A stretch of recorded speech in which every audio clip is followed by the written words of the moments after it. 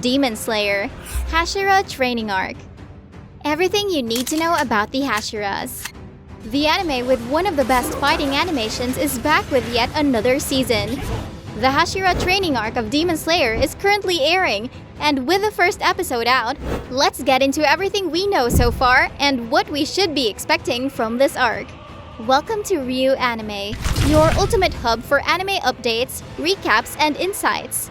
Today, we are sharpening our katana and delving into the heart-pounding saga of Demon Slayer, Hashira Training Arc. The first episode was an hour-long depiction of the events following the week after the Swordsmith Village arc. The best part about this episode, for most of the fans, must be hearing Nezuko talk, but there's more to it. We have learned two important things from this first episode. The first one is that Kagaya Ubuyashiki, who might soon be meeting with Rengoku given his deteriorating health, wants the Hashiras to train the entire Demon Slayer corps.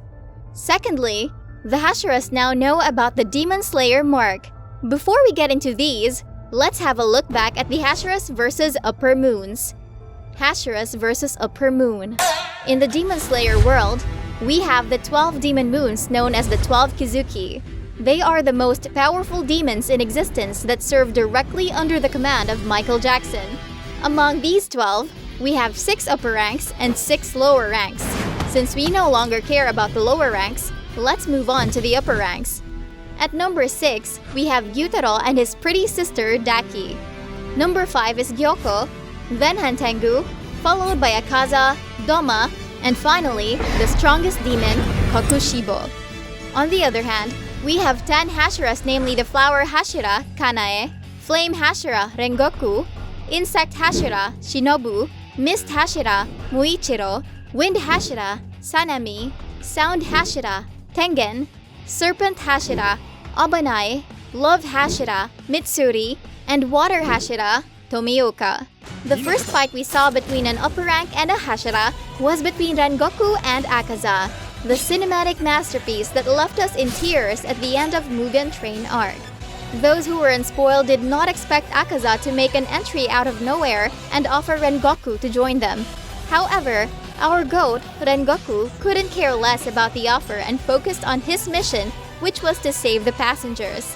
Rengoku took on Akaza fearlessly and put up a courageous fight despite being much weaker than him until sunrise. Despite losing his life, Rengoku won the fight by saving everyone else.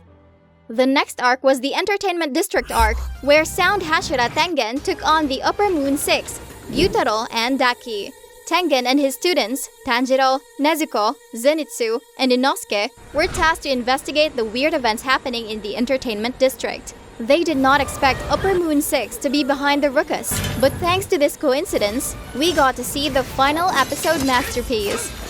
That fight between Tengen and Gyutaro took over the anime world with a breathtaking animations.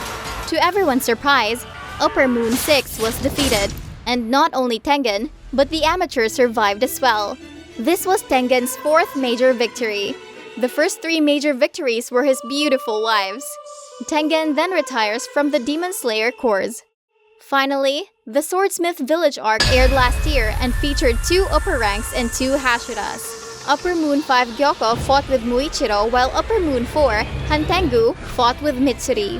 The Upper Moon took Hashiras by surprise as Muzan ordered them to ambush the Swordsmith Village because of his hurt ego over the loss of the first Upper Moon in over 100 years. Unlike Daki, both of these upper ranks were ugly, and Gyoko had a personality worse than MHA fandom. Thankfully, the author put Mitsuri in this arc so the ugliness can be countered.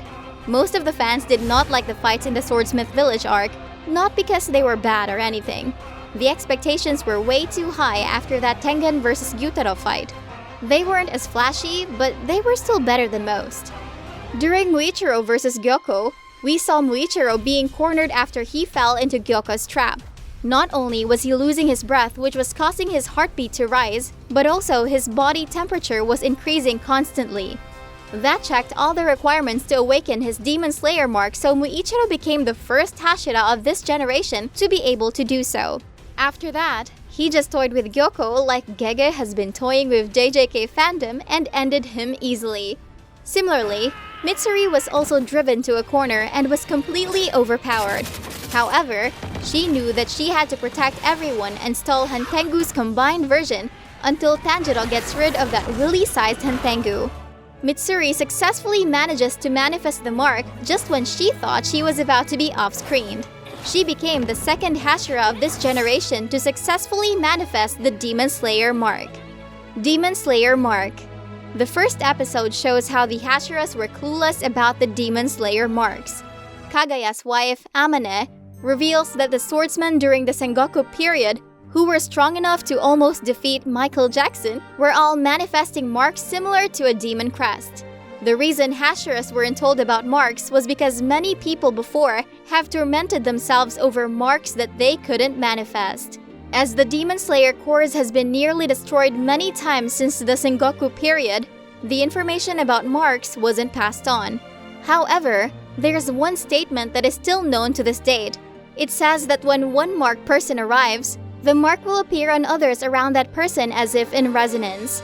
The first person to manifest a mark in this generation is not a Hashira, but Tanjiro Kamado. Unfortunately, he didn't know how he manifested it, so they couldn't acquire any important information. However, thanks to Muichiro, who isn't empty on the top floor like Tanjiro and Mitsuri, they now know the required conditions. To awaken the mark, one must survive extremely life-threatening conditions like watching the redo of Healer. The heart rate must be over 200 beats per minute and a body temperature over 39 degrees Celsius, which is 102 Fahrenheit for cool people who don't know how to convert. Trying this without being around a marked person would do no good, so Tanjiro played a crucial role. The very first wielder of the mark is none other than Yoriichi Tsugikuni, the guy whose name is enough to wet Muzan's pants. He didn't manifest it. Instead, he was born with it, and because of him, other swordsmen around him started manifesting it. The mark comes with a number of benefits. Mark wielders can dye their Nichirin swords to a shining bright red color by either clashing their blade with another marked swordsman or by gripping it with tremendous force. Bright red Nichirin swords can generate intense heat and even hamper the regeneration of demons. Secondly, the physical strength and speed of the mark bearer increase exponentially to the point where they can 1v1 against the upper moon. Usually, an upper moon is said to be equivalent to 3 Hashira. We have already seen Muichiro making a joke out of Gyoko after manifesting his mark. Thirdly, the mark wielders have more resistance to Muzan's demon-transforming blood. Finally, it gives access to the transparent world, which allows the bearer to see things that cannot be seen through the naked eye, such as tracking the flow of blood, breathing, muscular contractions, and much more of not only himself but also others. By accessing the transparent world, the bearer perceives the real world in slow motion. Unfortunately, the mark does come with a curse that Amane told the Hashiras but not us viewers. After awakening the mark, it can disappear after a period of time along with its effects, but it can always be reactivated by meeting the same conditions. On the other hand, maintaining the marked state consistently would prevent it from disappearing. We have seen Tanjiro's Demon Slayer mark increasing in length, but it is still unknown if everyone can increase the mark size or if it's only Tanjiro with his exclusive MC plot armor. What to expect? We now know everything we need to know about the marks. Moving on to the training session, one must think about why Kagaya didn't order the Hashiras to train the course before. Why wait till the 5th arc? The reason is Nezuko. Now that Muzan has found what he has been looking for all his miserable, lonely, smooth criminal life, he doesn't need to send out demons everywhere. The search for Blue Spider Lily is no longer needed, as he only needs to acquire Nezuko's power to finally enjoy tanning under the sun. With no demons messing around, Kagaya doesn't need to task the Kors and the Hashiras everywhere, which means they finally have some time to train until Muzan strikes. This arc will be the wholesome arc that we have been longing for in Demon Slayer. We can expect more depth into the characters with more flashbacks and life stories. Now then, spoiler alert for those who do not wish to be spoiled. This is your chance to leave. For those who stayed, the Hashira Training Arc will be the wholesome arc that will help the author to traumatize us in the final battle arc with things going south really quickly. Also, the curse of the mark is that no mark bearer can live over the age of 25 years, which means they can only drink for 5 years as 20 is the legal drinking age in Japan. Thanks for watching our video. Stay tuned for more and let us know what you want the next video to be about.